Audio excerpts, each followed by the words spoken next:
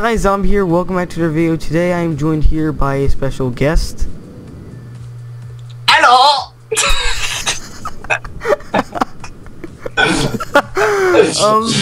I thought you was going to carry on. I thought you was going to say with a special guest Dorko's game, so I just waited. I normally like to let people do their introductions, but I'm here with Dorko's Games, and we're going to be doing a sort of theory about the Paperboy, because we can see it in the new teaser image that Scott actually just recently dropped with all the toy animatronics and the mysterious Golden Freddy in the background. But pretty much what we want to talk about is, what is this all about? Like, what does, like, why is the Paperboy even there? Because we already know in Five Nights at Freddy's 2 that the Paperboy can move. Why we know that is unknown. People say it's Chica. I don't understand how it's Chica, because Chica doesn't have hands. Yeah, didn't people say that Chica used her beak to pick it up? Yeah, but thing is, it's the case. I don't like that. I hate that theory. If that was the case, if Chica, how can Chica silently go in your room? Chica's a big bird, and exactly. If that was the case, why didn't Chica use her teeth to chomp on your head? Yeah, exactly. But yeah, pretty much, this Paperboy, people say is either meaningless. It has nothing to do with the story. It's just there to scare you. But as I just said, in the teaser image to Five Nights at Freddy's 3, it shows all the toy animatronics. The golden, which I should point out, they're all eyeless, and Balloon Boy has no nose apparently. But the two things that stood out the most in there, besides the Golden Freddy, was the Foxy Hook and the Paperboy thing there. And I don't understand why the Paperboy is even there, because it's the non-metal thing in there, like the only thing. Yeah. So, I mean, what do you think this can possibly mean? Well, I for one thought before this image was leaked that the paper plate was Balloon Boy, but Scott wouldn't put Balloon Boy there and Paperboy as well. They don't seem matched to me. If he's put both of them on the same picture, it couldn't be Balloon Boy. And what we was thinking is that the Paperboy could be the murderer now, or the marionette, because you remember the past paper plate, it looks exactly the same. It has a smiling face like the marionette, but the purple guy has a smiling face as well, so it's really hard to know which one is which. But as you can see on the picture, there's no sign of the marionette.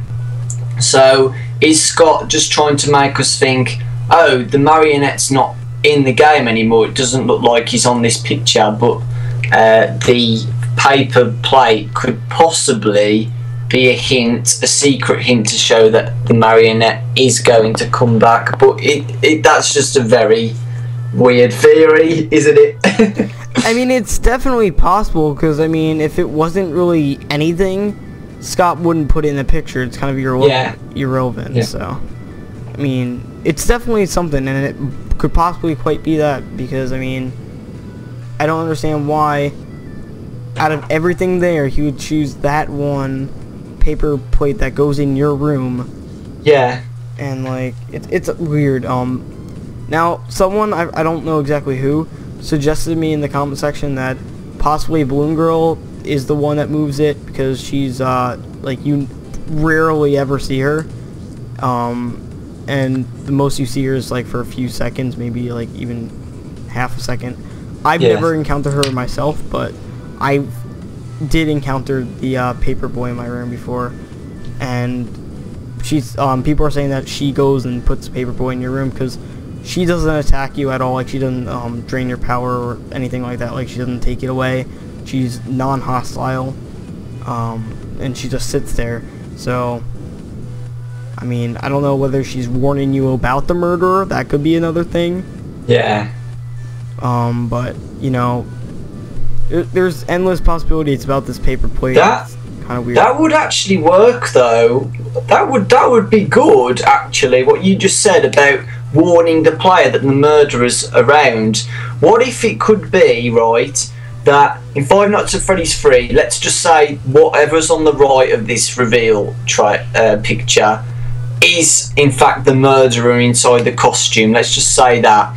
And you're looking at the cameras, and in the whole game you never see where the murderer is, but this paper plate, whatever it is, which might resemble the murderer, is placed by Balloon Girl around the pizzeria, just to say, Night Guard, the murderer is in this room because I've put the paper plate on the room or something. Do you know what I mean? Yeah, because I mean, animatronics themselves, they don't particularly have any way of communicating to the... Yeah, exactly. Balloon Boy, he can talk, yeah, but he's preset to say certain things like hi, hello, stuff, because he normally would greet the kids with the balloons and stuff.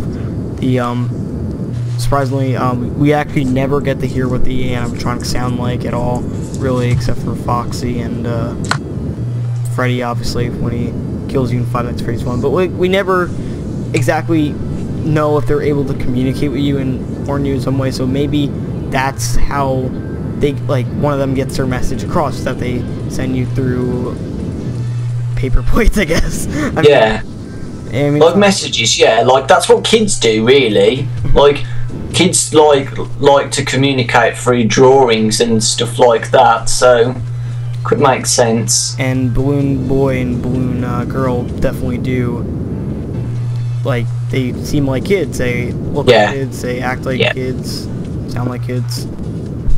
So. Yeah, another thing as well is that I, for one, thought to myself that the paper plate meant nothing. It was just something what Scott did for fun. Compared to the endoskeleton Easter egg and Shadow Bonnie Easter egg, it just felt like nothing. It just thought, oh, okay, it's an Easter egg, it's cool, but it's not as cool as the other two.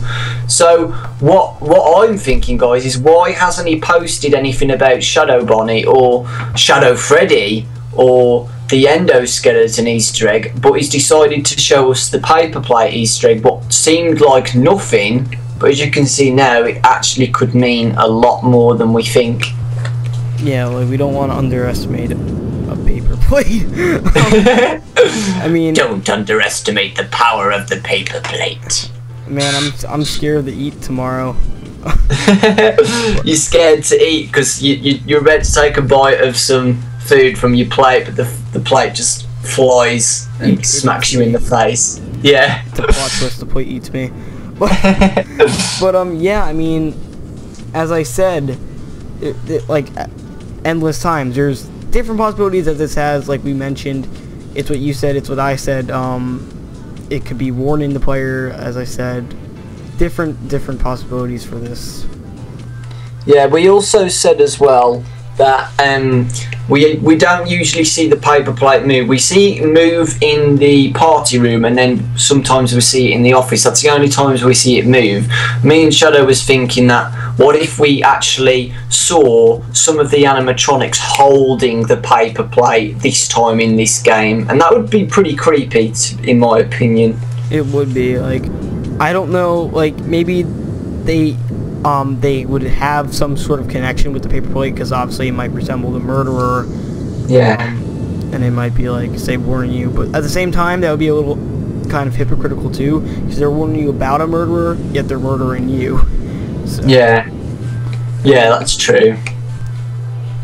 Then again, they might also think that you're the Purple Man, and they might be showing you the paper plate like, that is you. This is, like, who you are. Yeah. Also, though, we were saying that it could only be Balloon Girl who does it, so what if there's Easter eggs in the game where we see Balloon Girl again holding the paper plate or something? Cause I want to see more Balloon Girl. Yeah, because you said Balloon Girl doesn't attack you, so what if Balloon Girl's actually a good animatronic or something like that? Because, I mean, like I said, we don't know, we don't have any good animatronics yet, and before anyone comes out Foxy, wake up, we need 100% proof of a good animatronic, and we know for a fact that something that has no jump scares is definitely good. Yeah. Like for instance, Balloon Boy is kind of controversial. Personally, I think he's a bad guy, but you know, you never know. Yeah. I mean, It's hard. I mean, I don't want to split this into like a is the Balloon Boy friendly theory, but I mean like, as we said, like we don't know if these animatronics are friendly or not, so they could be sending messages to you in certain ways or forms. Yeah. But obviously, people, not people, animatronics like Freddy, Chica, Bonnie, the toy animatronics, they're not sending you a message; they're trying to kill you.